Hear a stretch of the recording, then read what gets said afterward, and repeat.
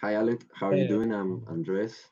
all I'm right. Andres from Ruta. I'm doing very well. So thank you so much for your time. And yeah, we have a couple of questions here for the upcoming show you're doing in a few days. So we're really excited about that. Yeah. So yeah, about this debut album, your self-titled, has any songs from the album taken on a new meaning for you over the time, over the years? Uh, um, I'm trying to think. I'm like going through the list of songs. Yeah, no, no worries, no worries. Yeah, I mean, I would say, yeah, for example, Upon This Tidal Wave of Young Blood. Um, that was, I mean, it's kind of a weird way to say it, but like that was a bit of a protest song. Um, Mm, has to do with people in positions of authority, thinking they're correct, but denying anyone else's opinion. Essentially, but it was written about the Bush Jr., George Bush Jr., okay. and sending everybody off to the Iraq War, blah, blah, Mm. blah. So that's what Upon This Tidal Weight of Young Blood is. And now that we're in a new version of hell in the United States, with the Trump administration, it has taken on a new meaning because it remains a pretty powerful protest song. But America, Please Help Them, has a lot more to do with the current situation. So it's a Mm. somewhat Yeah, emotional song, yeah, cathartic. I can see it. Yeah, really interesting. Yeah, a lot going on nowadays. Yeah. Well, next one. Yeah, well, this album was an independent phenomenon. Do you think something similar could happen today with maybe social media and streaming services? Well, I think the most independent streaming service that helps a lot of artists is Bandcamp. I don't know what you think about that, if Yeah. that can happen nowadays. Yeah, I mean, I'm sure it can happen, but you have to do kind of what we did, which was play shows for 2 years before you release anything. I think a lot of people have the false interpretation that we just released something and everybody liked it. Okay. We developed a pretty significant following playing shitty little clubs in New York for 2 years before we released anything. So, in other words, you have to kind of do the work. But yeah, who knows if somebody has something very unusual, it could be, yeah, there could be elements that are very unusual and people haven't heard before, then yeah, it could happen. Sure. Mm. Yeah, and I don't know. What do you think maybe about the nowadays going on tour, doing a gig is getting really expensive nowadays. I don't know Yeah. the transportations, getting a venue. What do you think about that? It's getting harder every day. Do you think? Yeah, it's kind of harder, and I know that venues have not exactly profited since COVID anyway. Oh So yeah. it's not exactly that the money has gone up for musicians who are touring, Mm. especially at a mid-level, the way we are. Um, so yeah, I don't know. You just kind of take the opportunities as they come, and you make sure that everything's going to work. Coming to South America is a bit of a risk for me, to be honest. But I like the opportunity to present this album to people who believe in it. I'm not Oh exactly, it's yeah. not huge money, but Mm. And well, we do believe in the album. We do believe in your music, and we're very happy with. I mean, yeah, you don't get a lot of shows in South America very often, so yeah, every once in a while, getting show is really exciting for us. So, well, yeah, I thank mean, you so much for that. And well, yeah, even though the tour is centered around celebrating the debut album, we know you also include other songs in your shows. Where do those other tracks in the set list come from, and how do you decide which one to include and which ones not to?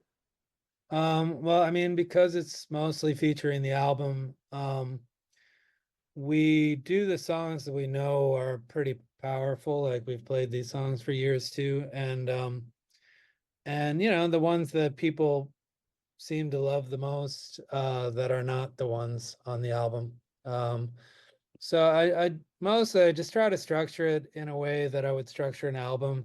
which is this should follow this because of this and da da da. And so it's kind of like, yeah, there's a reason for it. It's not just to give everybody what they want. It's also seems to work in the context. So Cool. Yeah, probably do. Really excited to see about that set list in life.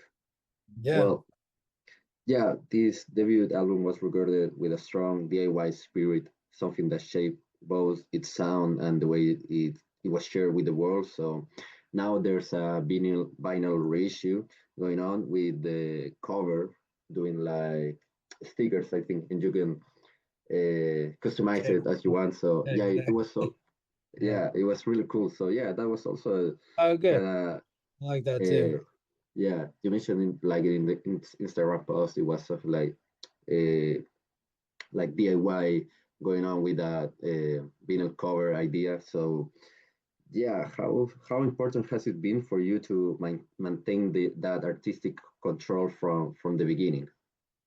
Well, I mean, it's one of the main reasons I wanted to be independent. That's it. I mean, it's like it's important, but I do like input and from other people. So I've worked with record labels in Europe, and a lot of the times the advice is pretty good. s- I mean, I have a pretty clear picture, and it takes me a lot of time to work on an album. Um, so I don't particularly care that much for the advice in that regard, but anything else surrounding it, I'm pretty open. So, but it's Cool. important to remain somewhat controlling. I don't really share, I don't really have popular opinions about things. So, Oh, okay. and I understand that it's a business as well.